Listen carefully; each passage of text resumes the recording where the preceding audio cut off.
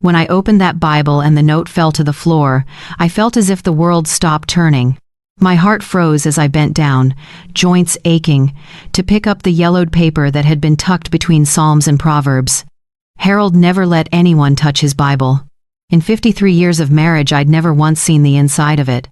But he was gone now. Just to the grocery store, but gone long enough for curiosity to get the better of me. If she ever finds out, everything will fall apart. Keep faith. Protect her at all costs. The handwriting wasn't Harold's. It was too neat, too precise. Harold's handwriting looked like chicken scratch.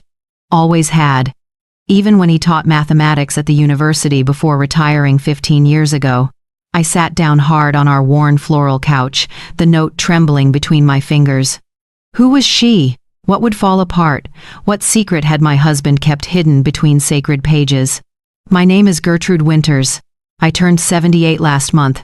Harold is 80. We've lived in this same brick house on Maple Street since 1972. We raised our daughter Maris here, watched her grow up and move away to start her own family.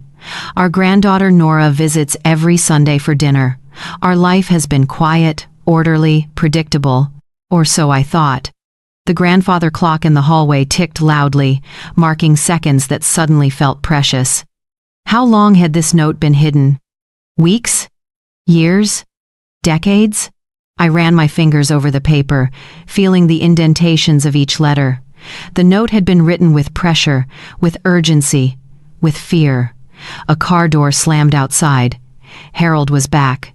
I quickly folded the note and slipped it into my cardigan pocket. My hands wouldn't stop shaking. "Gertie, could you help with these bags?" Harold called from the front door. I stood up, smoothing my skirt, and placed his Bible back exactly where it had been on the mantel. "Coming, dear."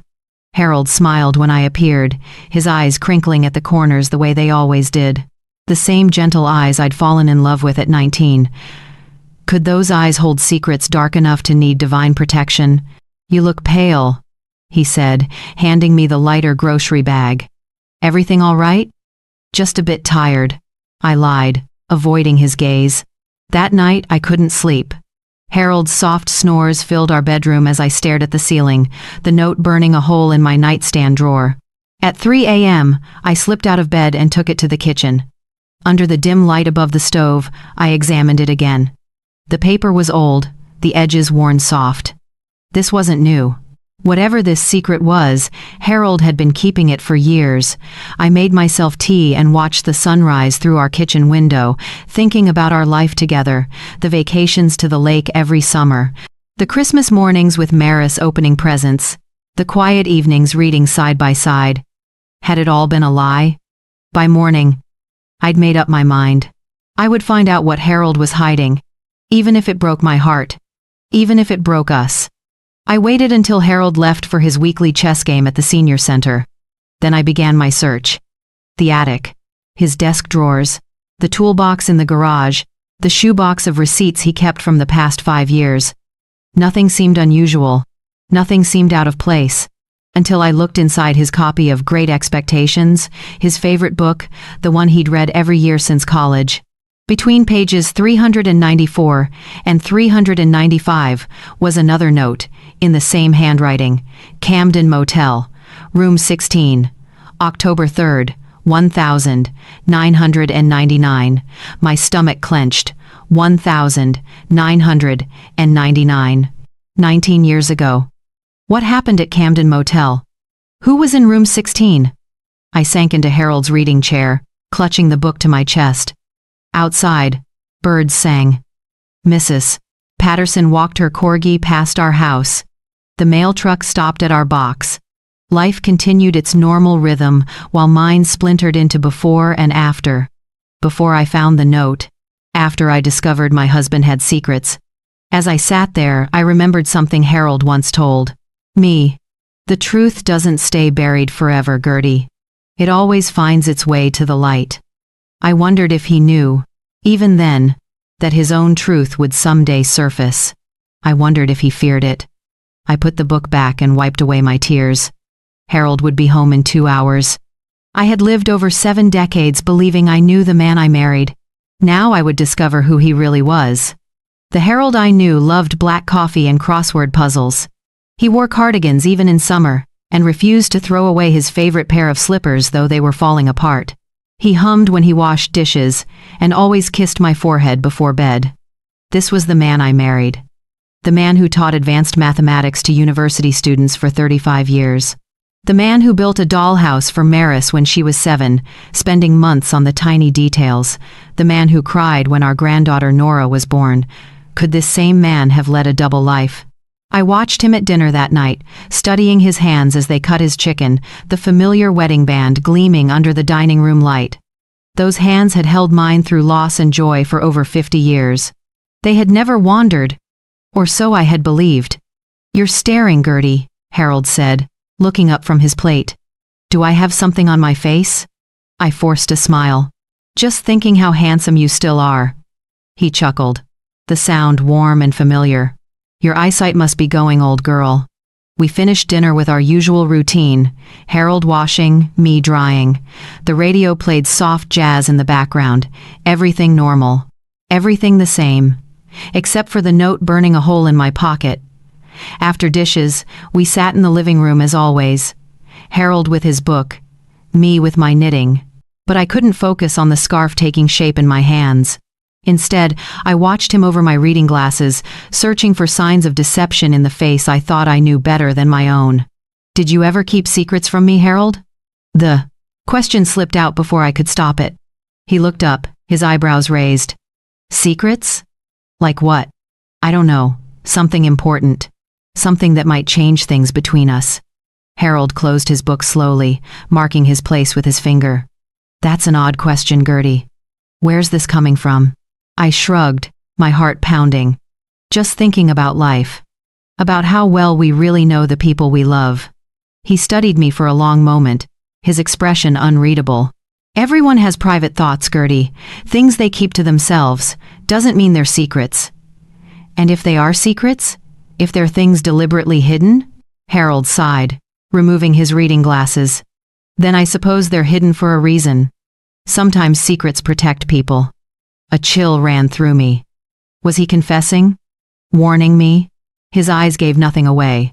I wanted to scream, to demand the truth, to shake him until answers fell out like coins from a piggy bank. Instead, I said, "I think I'll go to bed early tonight. I'll be up soon," he replied, reopening his book. In our bedroom, I sat at my vanity and stared at my reflection. The face that looked back was lined with age, framed by silver hair. Once, Harold had called me the most beautiful woman he'd ever seen. Had he said the same to someone else? I thought of our life together. The small ranch house we'd first lived in, where the roof leaked when it rained. The promotion Harold received that allowed us to buy this house. The birth of Maris, after 3 heartbreaking miscarriages. The quiet evenings on our porch swing. The arguments that never lasted beyond bedtime. 53 years of memories. Could they all be tainted by whatever secret the notes revealed? When Harold came to bed, I pretended to be asleep. He moved quietly in the darkness, the familiar weight of him settling on his side of the mattress. After a few minutes, his breathing deepened. I lay awake, remembering a conversation from decades ago. "Do you believe in absolute honesty in marriage?" I had asked, young and idealistic. Harold had thought before answering. "I believe in kindness first. Sometimes the kindest thing isn't the most honest." I hadn't understood then. Perhaps I was beginning to now. The next morning, while Harold was in the shower, I checked his wallet. Nothing unusual. Just his driver's license, credit cards, a photo of Nora at her high school graduation. I felt ashamed even as I did it, but I couldn't stop myself. I wanted to believe it was nothing. That the notes had innocent explanations. That the man who remembered how I took my tea and still held doors open for me couldn't possibly have betrayed me. But I've seen too many stories to trust silence. Life had taught me that truth doesn't announce itself. It must be discovered, often painfully. As I heard the shower turn off, I made a decision. I would find answers. I would follow the trail of breadcrumbs, wherever they led. Even if they led me places I didn't want to go. Because living with uncertainty was worse than facing a difficult truth. I replaced Harold's wallet exactly as I'd found it and went downstairs to make breakfast. I would act normal while I searched. I would be patient, methodical. After all, if Harold had kept his secret for years, I could keep mine for a little while. My mother always said dust reveals what time conceals. As a child, I never understood her meaning. Now, at 78, I finally did. The day after finding the second note, I waited for Harold to leave for his doctor's appointment. The moment his car disappeared down our street, I put on my yellow rubber gloves and grabbed my feather duster. Not to clean, to hunt. If she ever finds out, everything will fall apart. Camden Motel, Room 16. October 3rd. 1,999. 2 puzzle pieces. Not enough to see the whole picture. I started in Harold's study, the room he'd claimed as his sanctuary when we moved in. The place where he graded papers before. Retirement. Where he now read mystery novels and paid our bills. I knew every inch of this house, or thought I did. The bookshelf first. I ran my duster over leather-bound classics, mathematics textbooks, photo albums. Nothing fell out. No hidden notes. No secret compartments. His desk. Next. The wooden roll top had been an anniversary gift 20 years ago. I pulled open each tiny drawer, checked under the blotter, ran my fingers along the edges. Nothing. Then I noticed the drawer that always stuck slightly. The bottom right one where Harold kept stamps and envelopes. I'd never questioned why that drawer was always stubborn, just assumed it was poorly made. I pulled harder, then stopped. Instead of forcing it, I knelt down and looked underneath. A small piece of folding paper had been wedged into the track. That's why it stuck. My hands trembled as I worked the paper free. Another note? No, a receipt. From Camden Hall Motel. Dated October 3rd, 1,999. Room 16. Paid in cash. The air left my lungs. The second note hadn't been a memory or a fantasy. Harold had actually been there. The receipt showed a single night's stay. $65. No name. Just cash and a room number. I sank into Harold's chair, the leather still holding the impression of his body. The receipt felt impossibly heavy in my hand. What had happened that night? Who had been with him? I continued searching. Behind the family photos on the mantel. Inside the grandfather clock where we kept spare keys. Under the loose floorboard in our bedroom closet where we once hid Christmas presents from Maris. In the third drawer of Harold's nightstand, beneath his reading glasses case and a stack of handkerchiefs, I found a key. Small, bronze, with no tag or identification. Just a plain key that opened something somewhere. And in his winter coat pocket, folded small and tucked into the lining, a letter. No envelope, no date, no greeting. Just a paragraph in that same precise handwriting. The arrangements have been made as discussed. Monthly deposits will continue. No one suspects anything. I've kept my end of our bargain. And I know you'll keep yours. For everyone's sake, this has to be the last communication between us.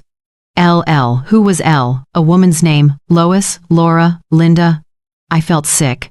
The letter couldn't be more than a few years old. The winter coat was one I'd given Harold for Christmas 3 years ago, so this wasn't just some ancient indiscretion. Whatever secret Harold kept, it continued to this day. I returned everything exactly where I'd found it, tucked the receipt back into the drawer track, replaced the key, refolded the letter, and slid it back into the coat lining. If Harold knew I was looking, he might hide the evidence somewhere I couldn't find it. That afternoon, I called Maris, under the pretense of checking in. Our daughter was 48 now, with a successful career as a corporate lawyer. Mom, is everything okay? Maris always sensed when something was wrong. Everything's fine, darling. Just wondering if you've spoken to your father recently. Last week. We talked about Nora's college applications. Why? Has he ever mentioned someone with the initial L to you? An old colleague, perhaps? Silence on the line. Then, not that I recall. Dad doesn't really talk about his university days much. Is this important? I forced lightness into my voice. Just trying to help him reconnect with an old friend. Nothing important. After we hung up, I sat on our porch swing, watching the neighborhood children ride bikes. The same swing where Harold and I had spent countless evenings watching sunsets, where we'd discussed our dreams, Our fears? Our hopes for Maris? Had it all been a performance? A carefully constructed facade hiding whatever happened at Camden Motel all those years ago? I rocked slowly, the chains creaking rhythmically. Across the street, Mrs. Feldman watered her roses, waving when she saw me. I waved back, the perfect picture of a content, elderly woman, enjoying her afternoon. Inside, I felt like screaming. By the time Harold returned from his appointment, I'd made a decision. I would confront him. Not with accusations, but with questions. I would watch his eyes, listen to his voice, and know if he was lying.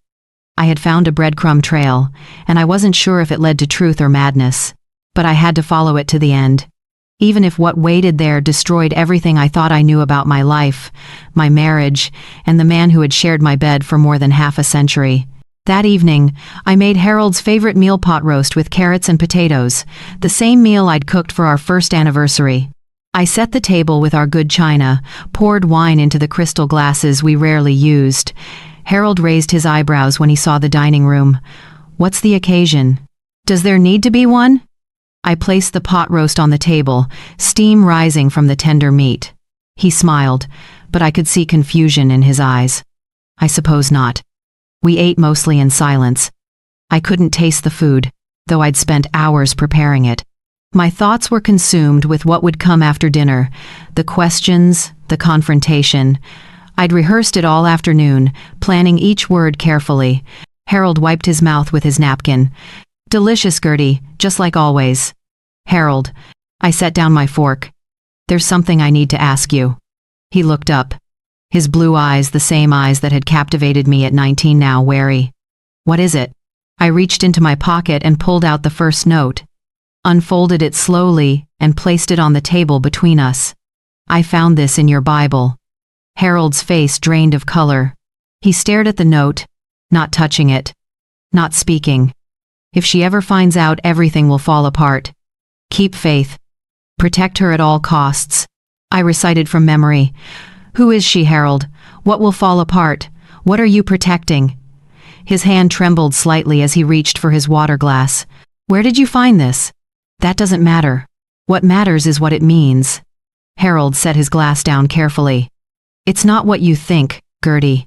"And what do I think?" "That I've been," he hesitated, "unfaithful." The word hung between us like a blade. "Have you?" My voice sounded distant to my own ears. Harold shook his head. "No. Not in the way you're imagining." "Then in what way?" "Because there are other notes, Harold. And a receipt for Camden Motel. And a key. And a letter signed by someone named L." His eyes widened slightly. He hadn't expected me to find so much. "You've been searching through my things."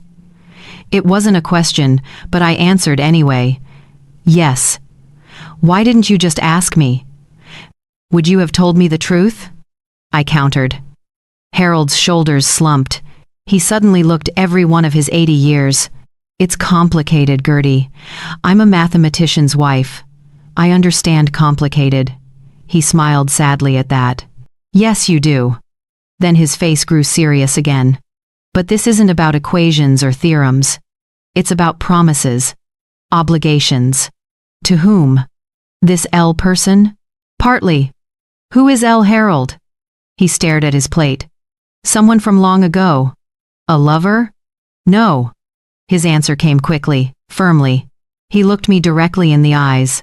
"Never that." I wanted to believe him. 53 years of trust urged me to accept his word, but the evidence scattered through our house told a different story. "Then explain the note. Explain the motel receipt." Harold sighed deeply. It was an old instruction from long ago. A reminder to myself about a situation that needed discretion. "What situation?" "I can't tell you that." "Not yet." Anger flared in my chest. "Can't or won't?" "Both." His voice was gentle but unyielding. "There are other people involved, Gertie. It's not just my secret to tell." "Do those other people matter more than your wife? Than our marriage?" Harold reached across the table, offering his hand. I didn't take it. "Nothing matters more than you," he said softly, "but some promises can't be broken, even for the people we love most."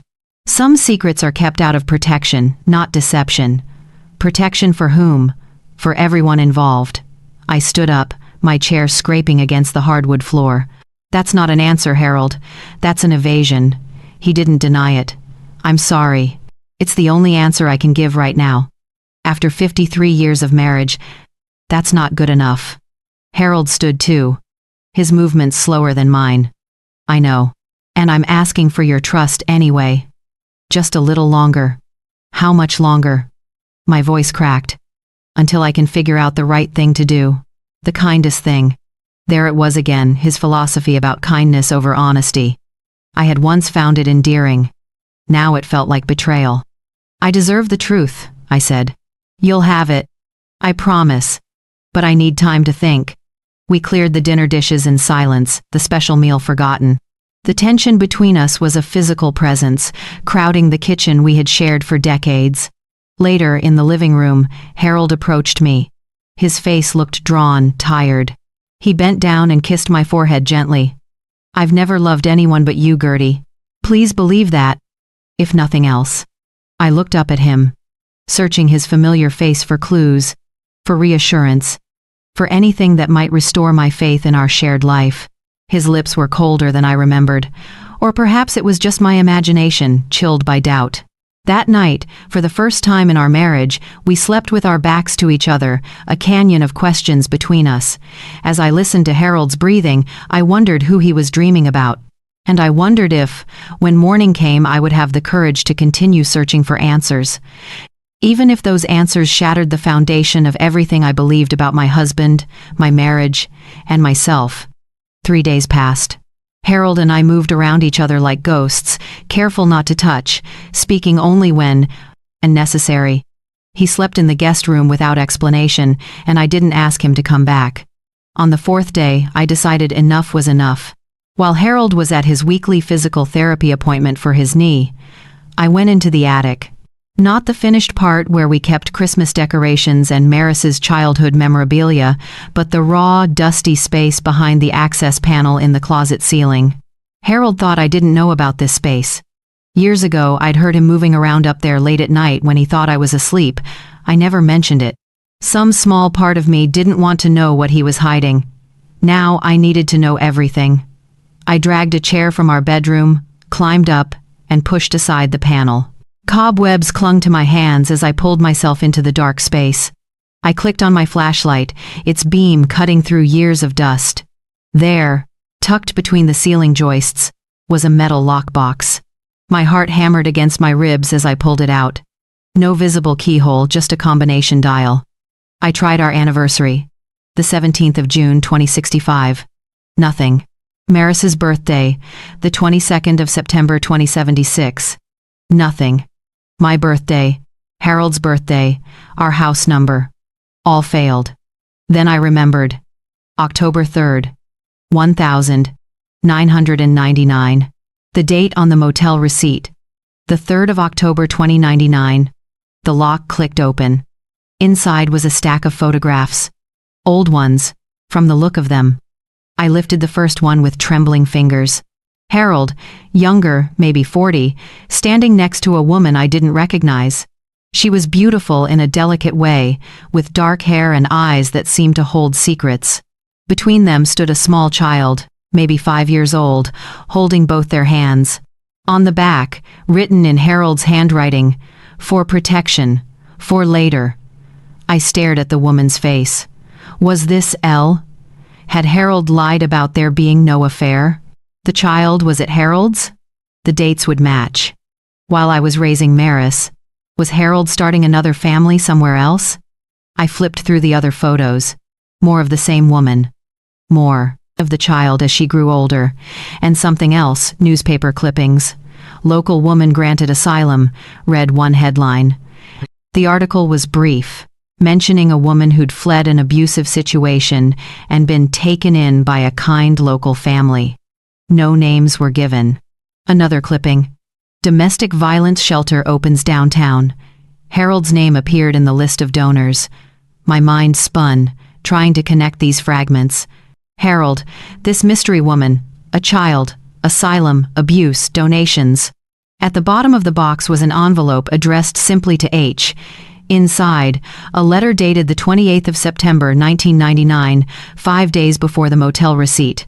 H, they've found me again. I can't stay. You've done more than anyone could ask. But I need one last favor. Meet me at Camden Motel on the 3rd. Room 16. I'll have her with me. Bring the papers we discussed. After that, it's best if we don't contact each other again, for everyone's safety. L. I sat back on my heels, dust swirling in the beam of my flashlight. This didn't sound like an affair. It sounded like, what? A rescue? A cover-up? I gathered everything and climbed down from the attic, my knees aching from the awkward position. I spread the contents of the box on our bed, arranging the photos chronologically, placing the clippings and letter in order. Then I drove to the public library. Mrs. Whitman, the librarian who'd been there since I was young, greeted me warmly. "Can I help you find something, Gertrude?" "Yes," I said, trying to sound casual. "I'm looking for local newspapers from around 1999, researching for our family history." She led me to the microfilm section, showing me how to use the machine, though I already knew. I'd spent countless hours here researching for the local historical society. I scrolled through September and October 1999, scanning for anything about a woman, a child, domestic violence. Nothing specific jumped out. Then I tried a different approach. I looked up Camden Motel. It had been demolished in 2002, according to a small article about redevelopment. As I was about to give up, I spotted a tiny item in the community section from August 1999. Professor Harold Winters awarded grant for work with domestic violence survivors.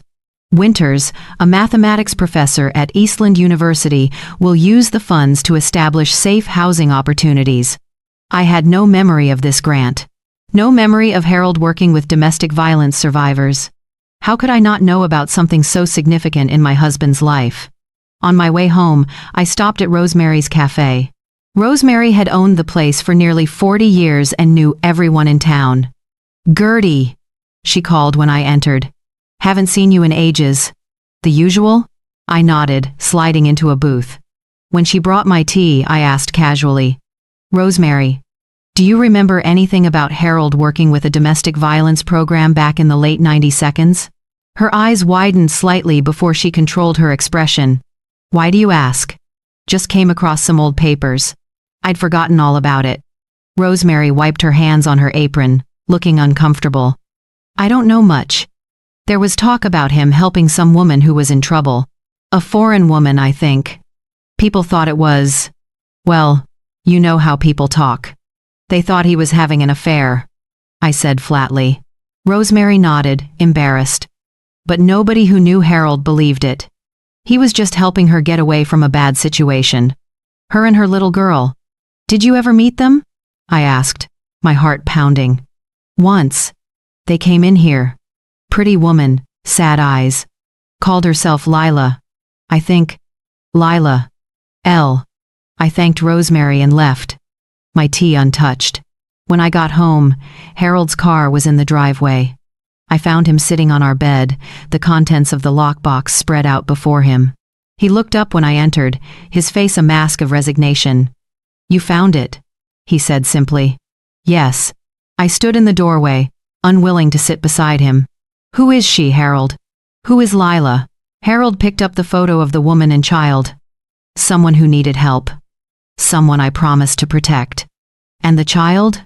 Harold's fingers tightened around the photograph. "Her daughter. Not yours?" "No." His voice was firm. "Not mine." "Then why all the secrecy? Why the notes? Why the motel?" Harold looked at me, his eyes filled with a sadness I couldn't fully understand. "Because if she ever found out everything, it would destroy her world. And I promised to protect her at all costs." "Who, Harold? Who were you protecting?" He took a deep breath. "Everyone involved. Lila. The child." He paused, looking directly at me. "And you, Gertie. I was protecting you too. If kindness was the story, why did it need to be hidden?"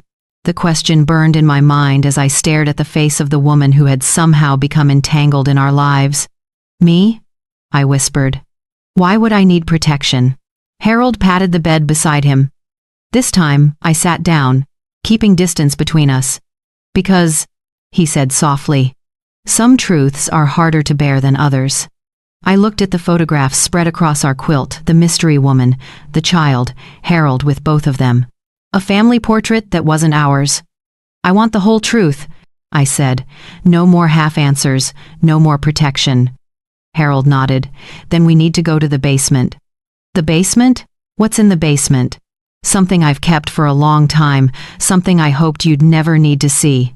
We went downstairs together, past the kitchen where we'd shared thousands of meals, past the living room where we'd read side by side for countless evenings. Down the narrow steps to the basement, a space I rarely entered anymore since my arthritis made the stairs difficult. Harold moved aside the old paint cans and garden supplies, revealing a cedar chest I hadn't seen in years.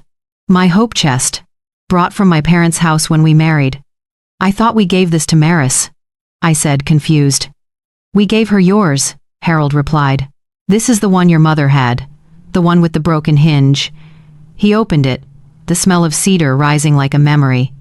Inside were books, papers, notebooks, all in my handwriting. My old journals? I was bewildered. Why are they here? Not journals, medical records, therapy notes. I picked up one of the notebooks, opening to a random page. My handwriting, but words I didn't remember writing. Doctor Palmer says the memories may never return completely. The trauma was too severe. Better this way, perhaps. Harold disagrees. He thinks I should try to remember, but I can't bear it. Some things should stay buried. I dropped the notebook as if it had burned me. What is this? I never saw a Dr. Palmer. I never had trauma. Harold's face was gentle but serious. You did, Gertie. In 1997, you had a breakdown after you found out about Lila. Found out what about Lila? My voice rose, echoing in the concrete basement. That she was your sister. The world tilted beneath me. I gripped the edge of the cedar chest to steady myself. I don't have a sister. You didn't know you had one. Your mother gave birth before she married your father. The baby Lila was adopted by a family in Europe. Your parents never told you. I shook my head, the information too impossible to absorb. How would you know this? How would I not? Lila found you in 1997. She'd traced her birth mother, discovered you. She came here with her daughter, hoping to connect with her only living blood relative. That's not possible, I whispered. I would remember my own sister. Harold reached into the chest and pulled out a sealed envelope. You wrote this. For yourself. In case you ever started asking questions. My hands shook as I broke the seal. Inside, a single page covered in my handwriting. If she ever finds out, everything will fall apart. Keep faith. Protect her at all costs. The exact words from the note in Harold's Bible. My note. Not Harold's. The room spun around me. I sank to the floor, the letter clutched in my hand. I don't understand. Harold knelt beside me, wincing as his bad knee protested. When Lila found you, it triggered something. The truth about your parents' deception was too much. You had a psychological break. For weeks, you alternated between rage and denial. You couldn't reconcile the perfect parents you remembered with what they'd done. So I forgot? People don't just forget their own sister. Sometimes they do. Doctor Palmer called it dissociative amnesia. Your mind protected itself by erasing Lila. All your interactions, all your knowledge of her existence gone. And you let this happen? You let me forget my own sister? Harold's eyes filled with tears. I tried to help you remember at first, but the episodes got worse. You became paranoid, convinced everyone was hiding things from you. Dr. Palmer said we had to let your mind heal in its own way. That forcing memories could cause permanent damage. I looked at the piles of notebooks, each filled with words I'd written but couldn't remember. What happened to Lila? And her daughter? Lila was in trouble when she found you. Running from her daughter's father, a violent man who'd tracked them across 2 countries. That's why we met at Camden Motel. I brought her new identities. Money. A plan to disappear. We helped her? You wanted to, before the breakdown. Afterwards, I carried out what we'd planned together. Got her settled in a new city with a new name. Made arrangements for financial support. I tried to process this information, this alternate history of my life that felt like a stranger's story. And the child? Lila's daughter? Harold hesitated. She's safe. That's what matters. A terrible suspicion formed in my mind. Harold. Who is Lila's daughter? He wouldn't meet my eyes. Gertie, some truths. Who is she? I demanded. Nora, he whispered. Our granddaughter. The word struck me like a physical blow. Nora. But that's impossible. Nora is Maris's daughter. Maris adopted her. Legally. When Lila realized how unstable her life would be, how dangerous, she begged us to take her child, to give her a normal life. Maris couldn't have children after her miscarriages. It seemed meant to be.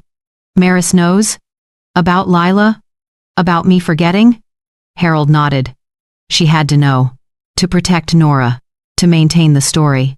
I felt as if I were drowning. Memories and non-memories swirling around me. Does Nora know? No. That's what the note meant.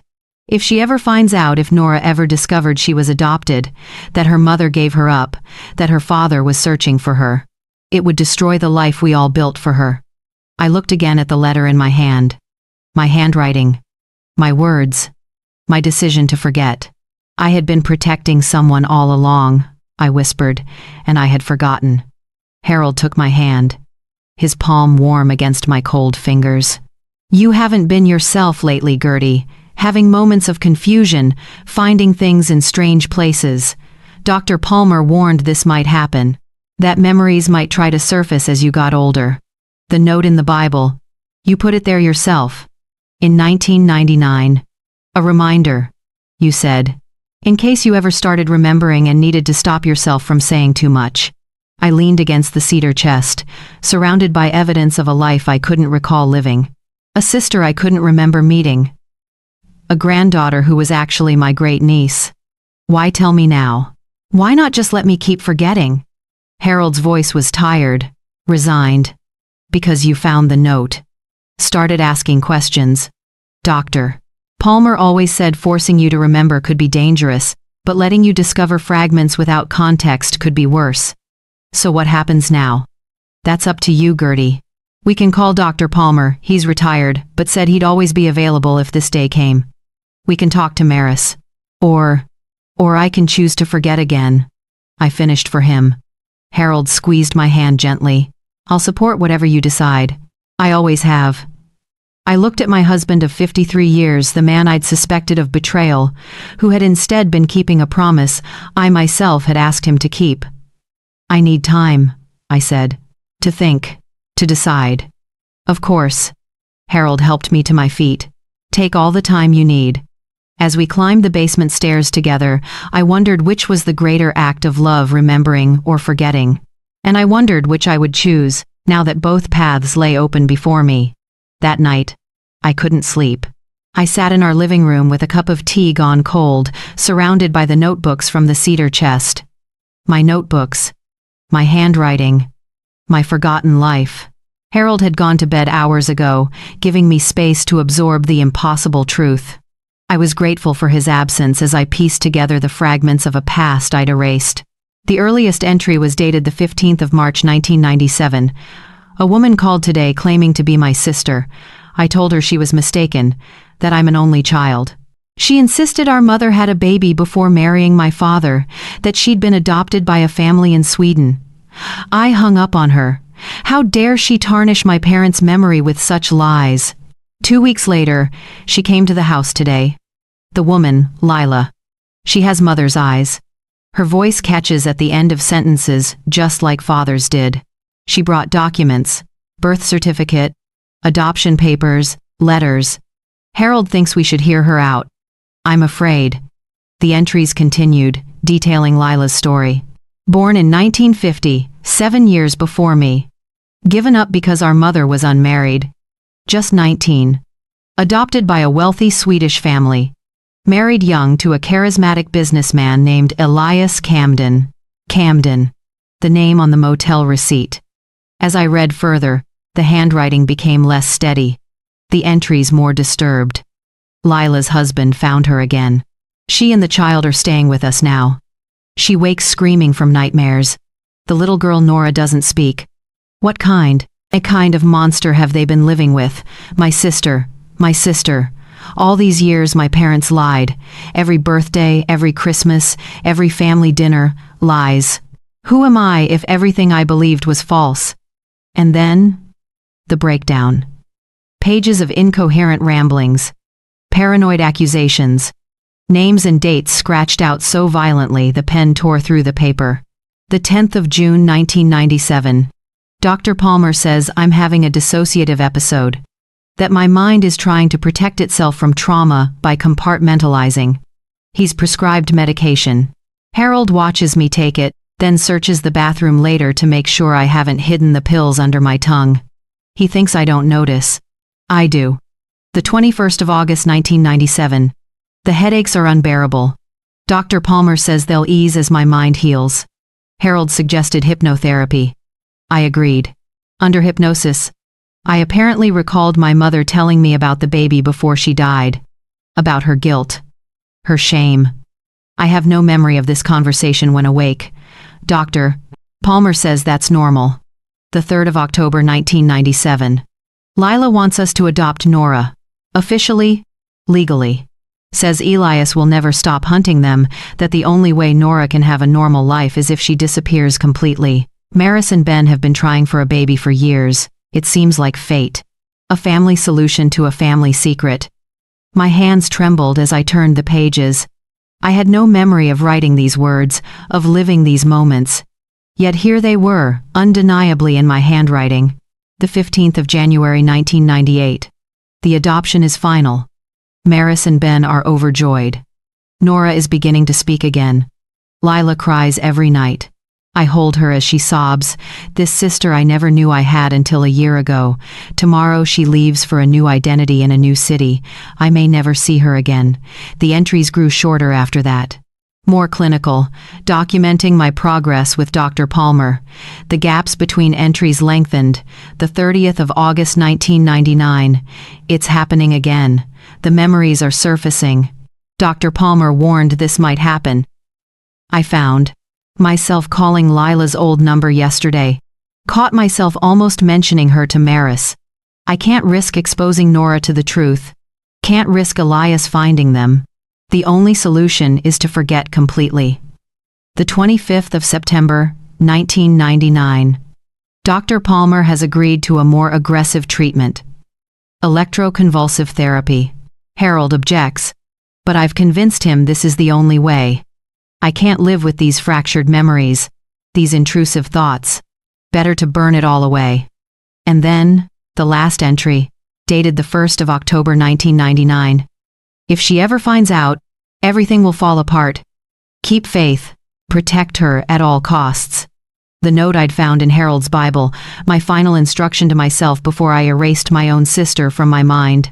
I closed the notebook and wiped away tears I hadn't realized were falling. Outside, dawn was breaking. Pale light filtering through the curtains. I'd spent the entire night reading the history of my forgotten self. The doorbell rang, startling me. Who would come calling at 5:30 the morning? I opened the door to find Maris standing there, still in her pajamas under her coat, eyes red from crying. Dad called me, she said simply. Stepping inside, I stared at my daughter, my only child, or so I had believed for decades. The woman who had raised her cousin as her own daughter, who had maintained a fiction her entire adult life because I'd asked her to. You knew, I whispered. All this time. Maris nodded, her eyes filling with fresh tears. I'm sorry, Mom. We thought it was better this way. The doctor said. I know what the doctors said. I gestured to the notebooks scattered across the coffee table. I've spent all night reading about it. We sat together on the couch, this daughter who had kept my secrets when I couldn't remember them myself. Tell me about Nora's adoption, I said. I want to hear it from you. Maris took a deep breath. I was 21. Ben and I had been trying for a baby for 2 years. 3 miscarriages, the doctors said I probably couldn't carry to term. She twisted her wedding ring, a nervous habit she'd had since childhood. Then you and Dad introduced me to Lila. Told me she was in trouble, needed someone to take her daughter. It seemed miraculous, like the universe was solving everyone's problems at once. Did you know she was my sister? Your aunt? Maris nodded. You told me everything. About Grandma's secret. About Lila finding you. About Elias Camden and the danger they were in. And after the adoption? After I forgot? Dad said you'd had a breakdown. That the shock of discovering Grandma's deception was too much. The doctors recommended we not mention Lila again, to avoid triggering episodes. I reached for my daughter's hand. So you've been carrying this alone all these years. Not alone. Dad knew. And we had each other. Does Ben know? Yes. We've never kept secrets. She paused. Except from Nora. The granddaughter who wasn't my granddaughter. The child at the center of all these deceptions. All these protective lies. Where is Lila now? I asked. She died 3 years ago. Cancer. She never contacted us directly. It was too risky. But she and Dad had an arrangement. A lawyer who served as intermediary. That's how we learned about her death. The lie that saved one life had quietly rewritten 3 others.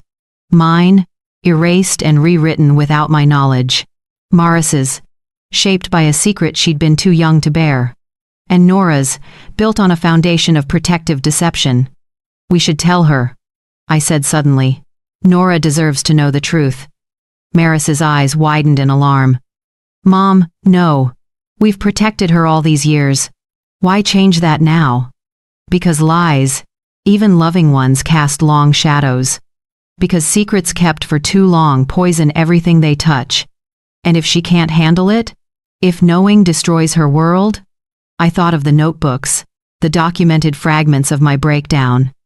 Then she'll have what I didn't. Family, who understand. Who can help her through it. The truth doesn't have to destroy us. It can rebuild us, if we face it together. Maris didn't look convinced. But she didn't argue further. As the morning light strengthened outside our windows, we sat side by side, contemplating the weight of truth and the cost of silence.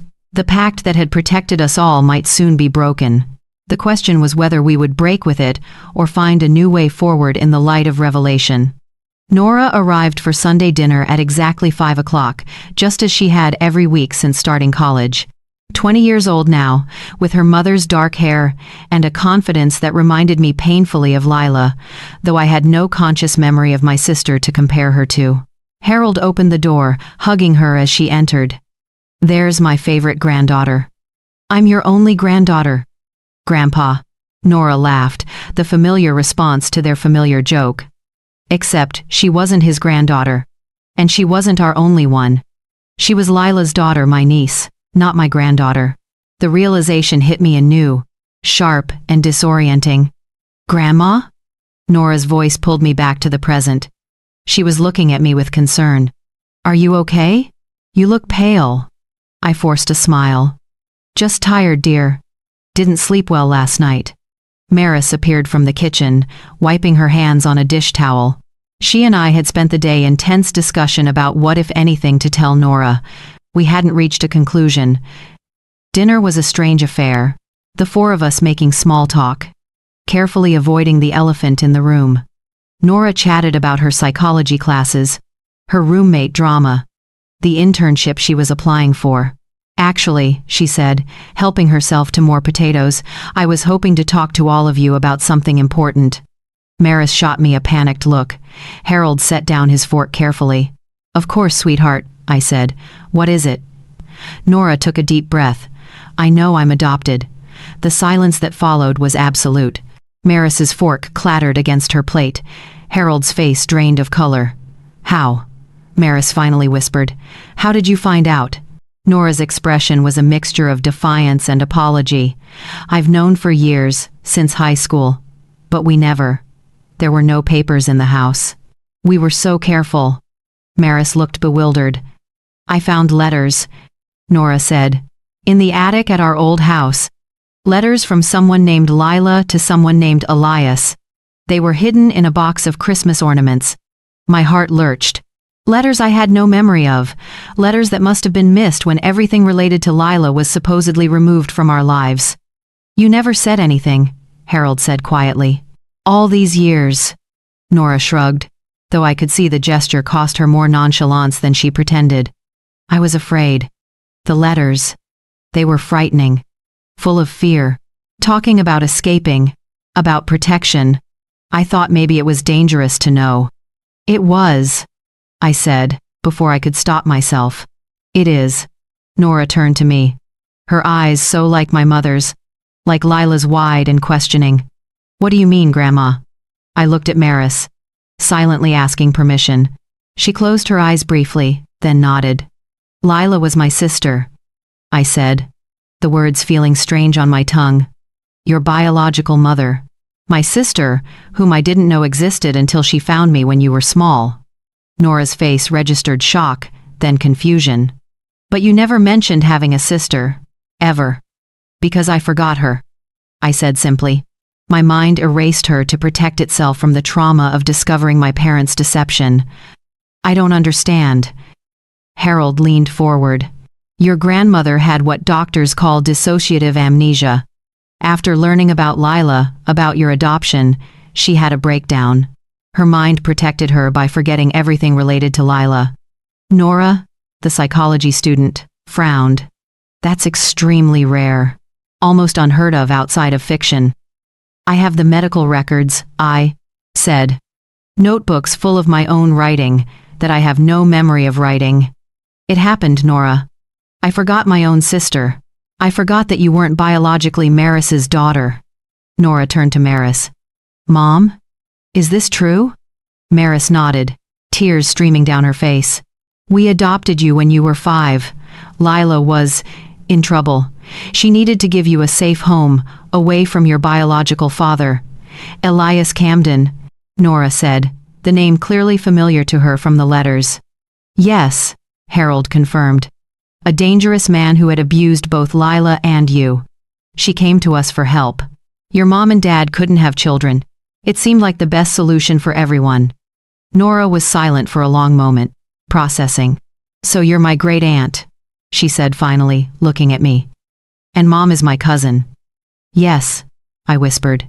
And all of you have been lying to me my entire life. To protect you, Maris said desperately. Elias was looking for you. For years he searched. We had to keep you hidden, safe. Is he still looking? Nora's voice was surprisingly calm. Harold shook his head. He died in prison 6 years ago, drug trafficking charges. And Lila? My mother? Cancer, I said softly. 3 years ago. Nora pushed her plate away, untouched. So I'm not who I thought I was. My entire identity is built on lies. No. Maris reached across the table, taking Nora's hand. You are exactly who you've always been. Our daughter. Loved beyond measure. Just not biologically. Nora's voice cracked slightly. Biology isn't what makes a family, Harold said. Love is. Care is. Nora pulled her hand away from Maris's. I need to process this. It's too much. She stood abruptly, grabbing her purse. We all rose with her, Maris moving as if to stop her. Let her go, I said quietly. She needs time. At the door, Nora paused. There's something else you should know. Something I found out when I started researching my adoption. We waited, breath held collectively. Elias Camden wasn't my biological father either. Harold's eyebrows shot up. What? But Lila was married to him when... Lila was pregnant when she married him. By someone else. Someone she never named in any of the letters I found. Nora's eyes were hard, challenging. So it seems I'm not the only one who was kept in the dark about my true identity. With that, she left, the door closing firmly behind her. The three of us stood in silence, the revelation hanging in the air between us. Did you know? I asked Harold. About Nora's father? He shook his head slowly. Lila never said. I assumed Elias was. I never questioned it. Maris sank back into her chair. So, we don't actually know who her biological father is. Does it matter? I asked. Like Harold said, biology isn't what makes a family. Love is. Maris looked up at me, her eyes red but dry now. It matters to Nora. Clearly. I thought about my own fragmented identity, the woman who forgot her own sister, who created a fiction of an only child existence, and believed it so thoroughly that her mind broke rather than accept the truth. Yes, I admitted. It matters. That night, after Maris had gone home to wait for Nora's return, Harold and I sat on our porch swing, a blanket across our laps against the evening chill. "I'm sorry," he said simply, "for keeping the truth from you all these years." I leaned against his shoulder, seeking the familiar comfort of his body. "You were following my own instructions. The note in the Bible, those were my words, my decision. Still, watching you discover it all again. It was like watching you break all over again." I thought about the fragments of myself scattered across decades, the woman who'd welcomed a sister she never knew she had, the woman who'd helped orchestrate an adoption and financial support, the woman who'd chosen to forget it all rather than live with the pain of her parents' deception. "Maybe we were all broken," I said softly. Lila, running from abuse. Maris, unable to have children. You, carrying secrets that weren't yours to share.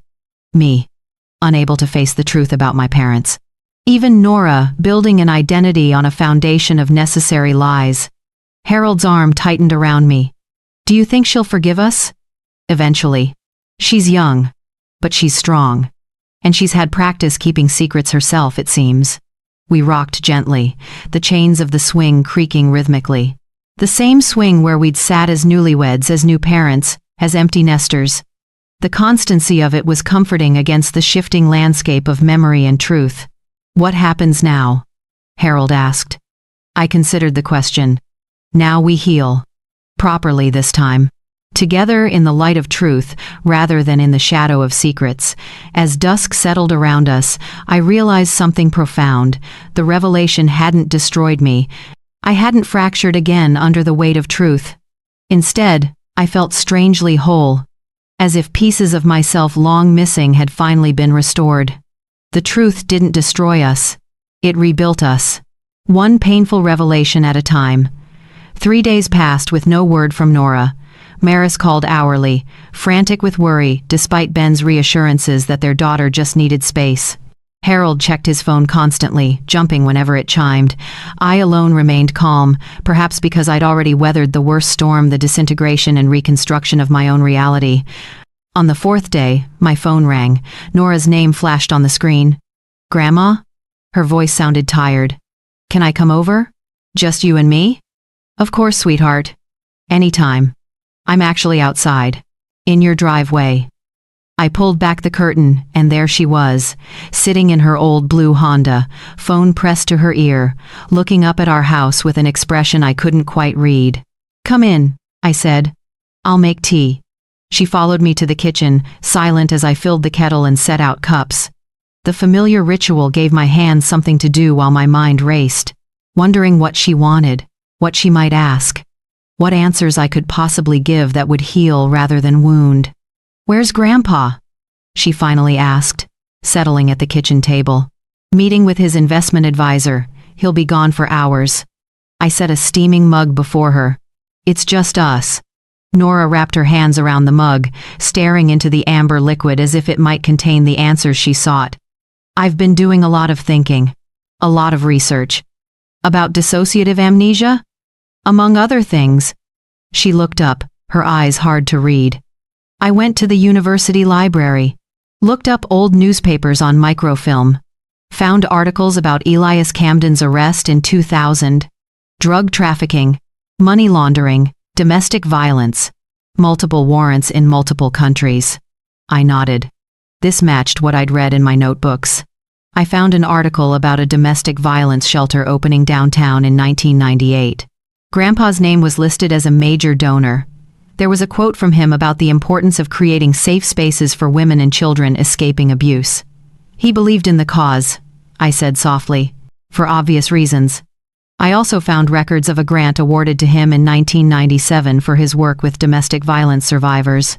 I had no idea he was involved in that kind of work. Neither did I admitted. Not consciously anyway.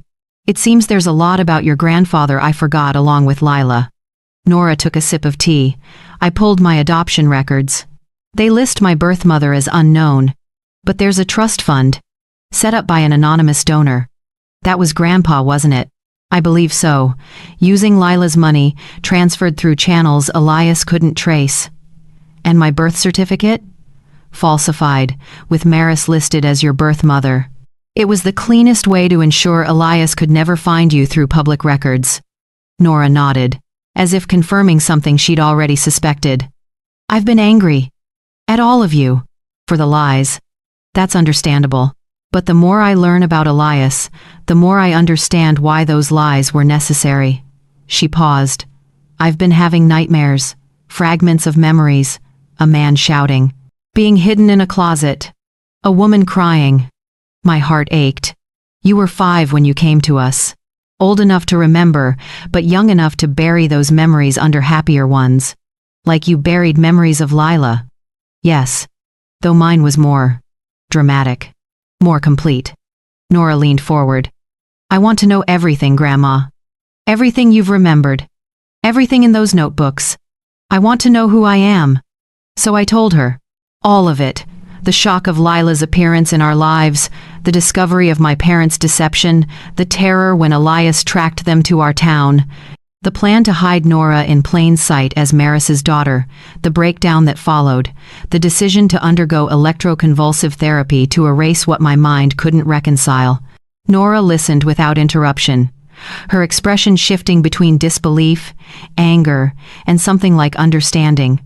So we were both victims of circumstances beyond our control, she said when I finished, both shaped by other people's decisions. Yes, but also by love, Nora. Everything that happened, the deceptions, the secrets, all of it, came from a place of desperate love.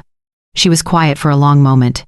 I've been thinking about what it must have cost Lila to give me up, to disappear from my life, to live alone, always looking over her shoulder.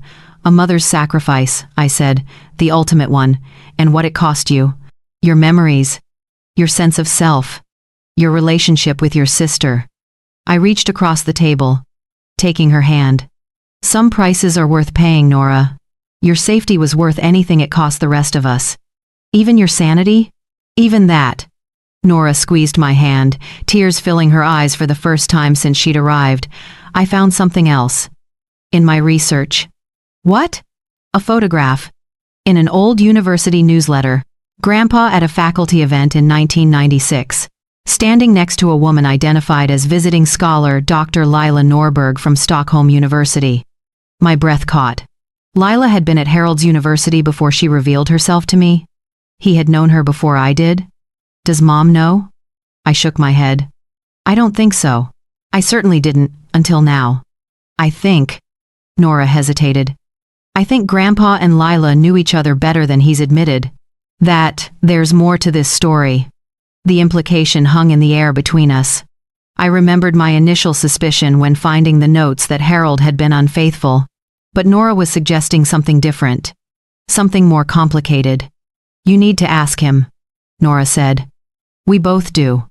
I nodded slowly. We will. Tonight. As if on cue, we heard the front door open, Harold's familiar footsteps in the hallway. Gertie?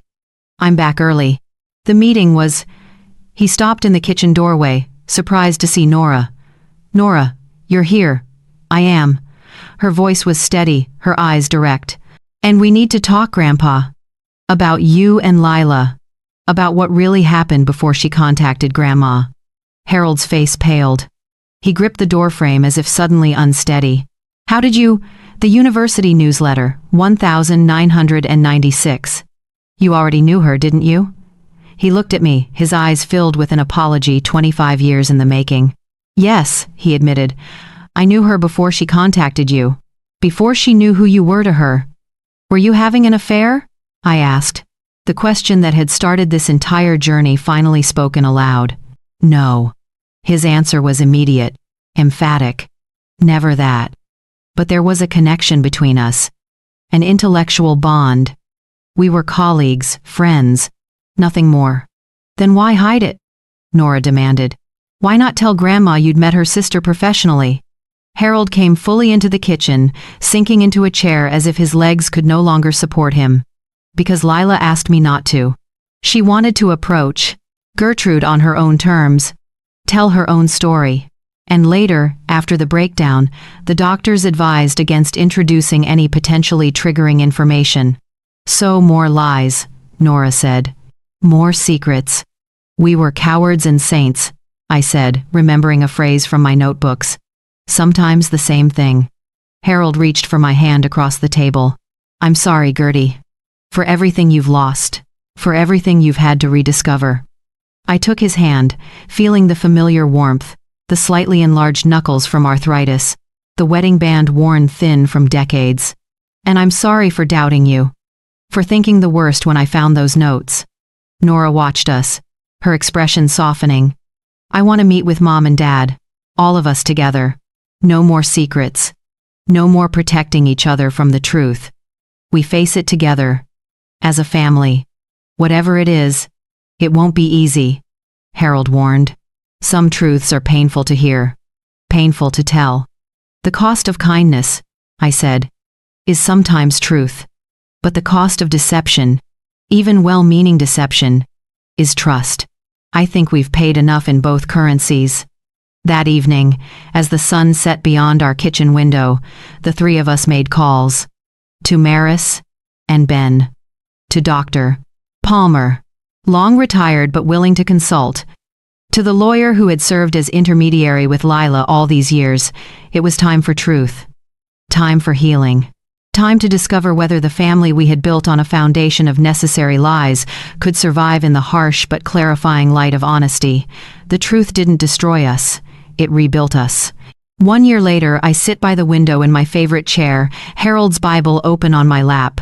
The same Bible where I once hid a note to myself, a desperate attempt to protect those I loved from truths I couldn't bear to face. The afternoon sun streams through the glass, warming the pages beneath my fingers. So much has changed since I found that note. So much has been lost and found and transformed. Dr. Palmer was. Right memories can return. Slowly, in fragments. Over the past year, images of Lila have surfaced in my mind. Not complete recollections, but flashes. Her laugh, similar to our mother's. The way she tucked her hair behind her ear when nervous. Her voice, soft but determined, as she asked us to protect her daughter, my sister, lost twice, first to adoption, then to my own mind's defense mechanisms, and finally, irretrievably, to cancer. The family meeting Nora demanded was brutal but necessary. Hours of tears and accusations, revelations and apologies. Maris had known more than she admitted. Harold had kept secrets from all of us. Even Ben had suspected things he never voiced. We emerged exhausted but somehow lighter, as if the weight of unspoken truths had been physically pressing upon us, and in their speaking, we could finally stand straight again. Nora moved in with us for a while after that, not because she couldn't face her parents, but because she wanted to know me, the real me, the complete me, with all my fractured memories and reconstructed identity.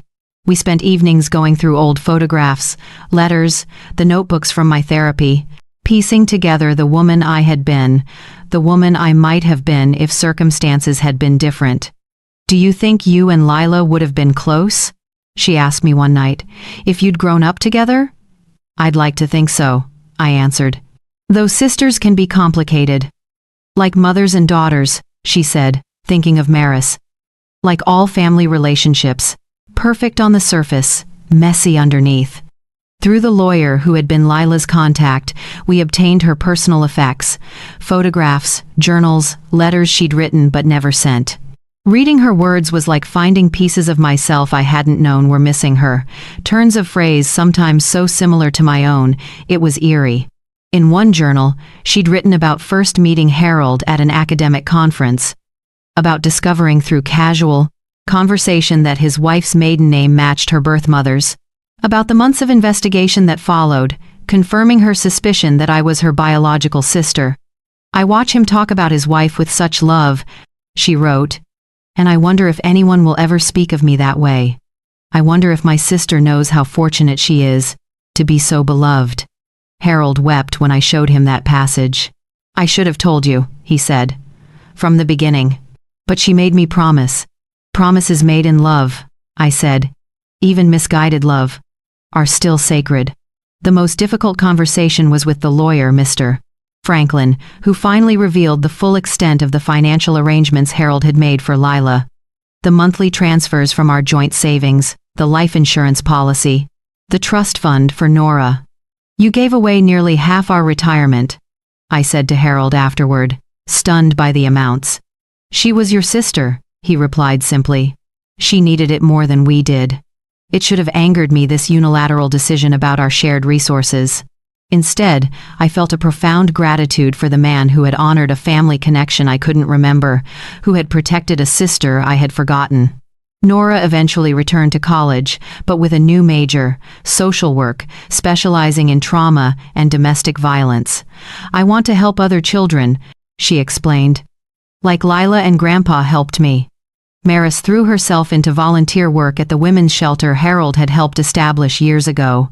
Ben, quiet, steady Ben, became certified as a court advocate for children in the foster system, and Harold and we began speaking at senior centers about dissociative amnesia, about the importance of addressing rather than burying trauma, about the healing power of truth even when it comes decades late. Our family, fractured by secrets and lies, has been reforged in honesty, stronger at the broken places, as the saying goes. I still don't remember everything. Dr. Palmer says I probably never will. The electroconvulsive therapy was too thorough, the psychological barriers too entrenched, but I've come to accept the gaps in my memory as part of who I am, a woman who loved so fiercely, feared so deeply, that her mind chose forgetting as the only bearable path. There's grace in that, I've come to believe. Grace in the recognition that we are all, in our own ways, doing the best we can with the burdens we carry and the loves we cherish. Outside my window, I see Nora's car pulling into our driveway. Sunday dinner, a tradition continued despite the upheaval of the past year. Maris and Ben will arrive soon, bringing dessert and news about their week. We'll sit around the table that has witnessed 5 decades of our family's life, eating and talking and being together. Not perfect, not unmarked by the past, but real in a way we weren't before. Honest in our brokenness, in our healing, in our love for each other despite everything. I closed the Bible and set it aside. The note that started everything is gone now, removed and placed in a memory box along with Lila's letters and photographs, the documentation of a life I'm slowly reclaiming as part of my own. Harold appears in the doorway, smiling that familiar smile that still, after 54 years, makes my heart flutter. Ready for them? I nod, rising from my chair with the slight stiffness of age. Always ready for family. As I join him at the door to greet Nora, I think about the nature of memory and forgetting, about how we can't always choose what to remember, what to forget. But we can choose what to repair, what to rebuild, what to cherish in the present moment. We can't undo the past. Can't rewrite the stories that brought us here, but we can decide how those stories end, not with secrets kept or truths denied, but with grace. Grace after secrets, grace despite them, grace because of them. And in that grace, we find a way forward. Together. Secrets might save us once, but truth saves us better. If you found a note like mine, what would you have opened it? What truth might you discover about yourself, about those you love?